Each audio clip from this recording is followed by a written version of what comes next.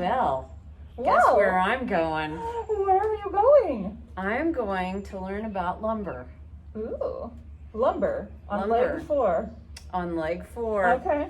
Because leg 4 is kind of interesting. We sort of started heading east in northern Pennsylvania, and it's pretty foresty up there. So This is very true. I was thinking about doing trees, but there was no tree motif that really was rocking me today, or the day that I designed it.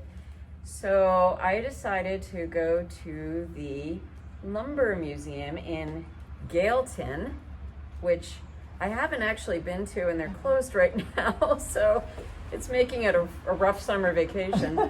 But later I will go there, and my inspiration was a sawtooth. So the little teeth that are on saws that go down and then straight up and then slant straight up.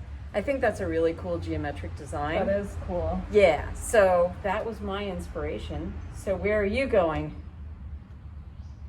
Sorry. In your foggy My glasses? glasses are so fogged up. I It's know. not fair. It isn't fair. Not fair You at can all. take them off and then you would look very different. See, now I look weird. Oh, golly. You can't see anything. I can see you. Okay, good. All right, we'll go glasses-less because I can see more without them than I can with them right Okay. now. All right, leg 4. I'm going to the moon. Actually, no, I'm not going to the moon. Oh, But I am going to Cherry Springs State Park. I've never heard of that. It is like in the middle of nowhere. Okay. And the reason that's a good thing is because there is like next to no light pollution. Interesting.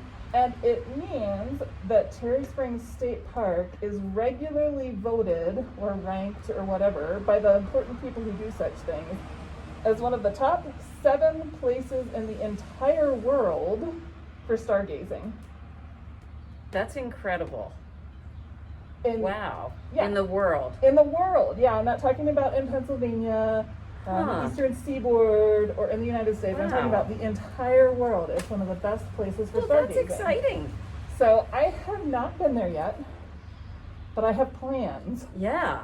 I have plans. They do some guided night sky tours Okay. periodically, and Is it past our bedtime to go there? yeah, it doesn't start until 9:30 at night. Oh, my word. And it ends at 11 o'clock at night. And then it's like Well, a 2+ that's hour drive doable. home. Yeah. Oh, Unless you're staying up there. yeah. Which, you know, You might want to. I'm making plans. So Okay. I've got it scratched into my calendar.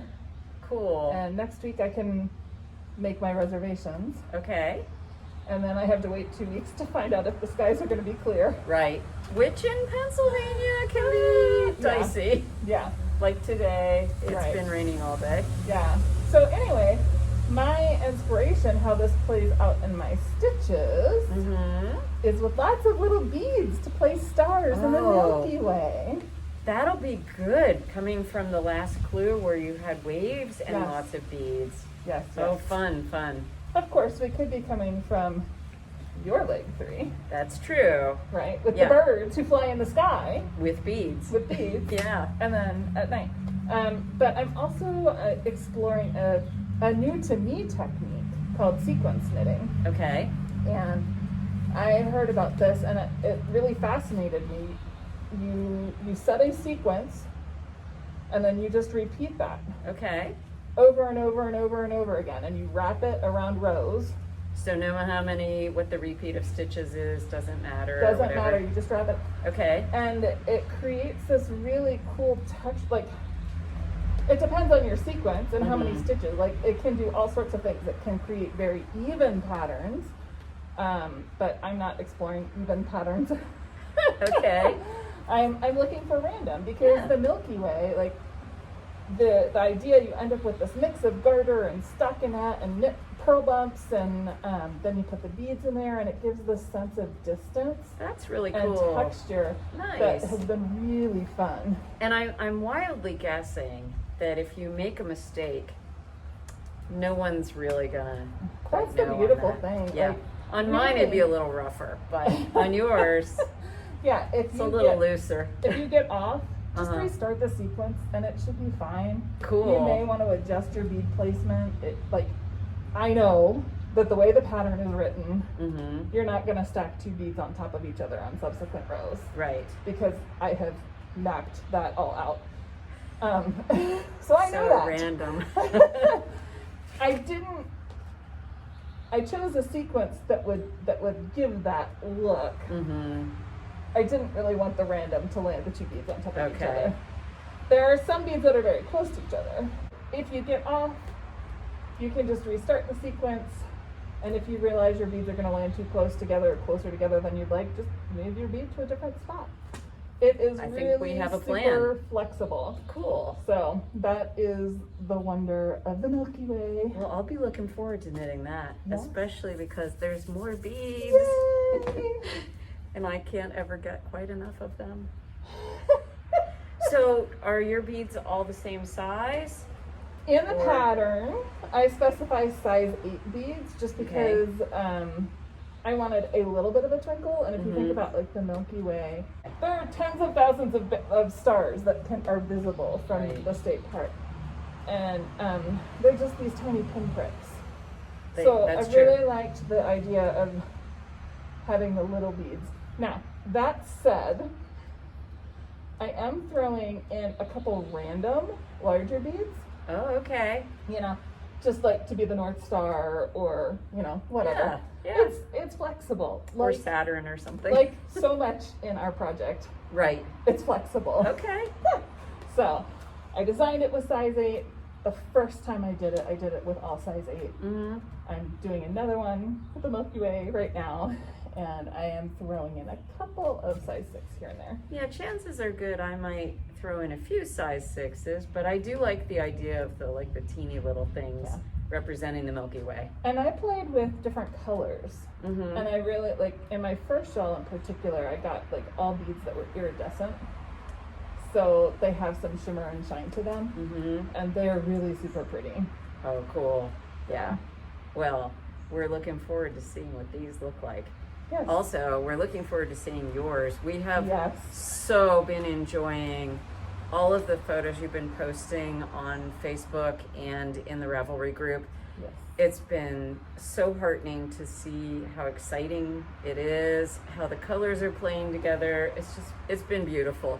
And we like seeing all the mix up of our patterns. Right. And, yeah. And all the creativity. But the colors, I want to go back to that because when we chose colors for our color combos way back when, only 20% of the shawl was designed. That's true, right? yeah. So and we really only had the first 2 legs done.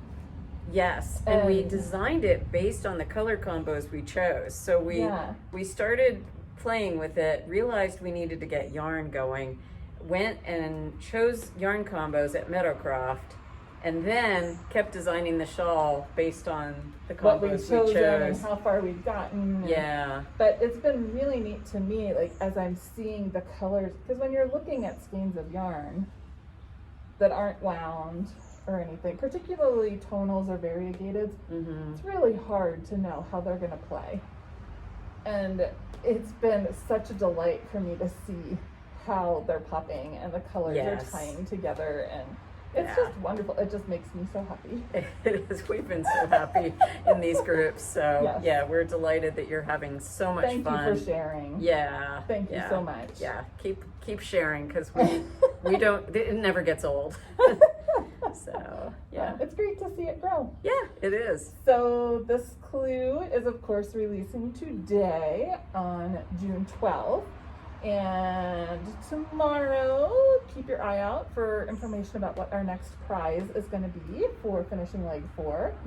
And then you'll have 2 weeks to complete that. And if I'm doing my math correctly, 12 plus 14 is 26, which means June 26th will be leg 5. I can't wait to get there. Yeah, so see what's next. But let's enjoy where we are. Let's enjoy leg 4. Let's enjoy the woods. It'll be great. The woods and the starry skies. Yeah.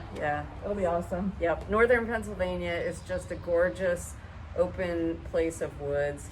And it's just amazing to drive up through there. It's very, very, there's a reason it was Sylvania, the wood part of Pennsylvania. There's a lot of woods in that area. So Okay. we'll see you again in 2 weeks. Sounds good.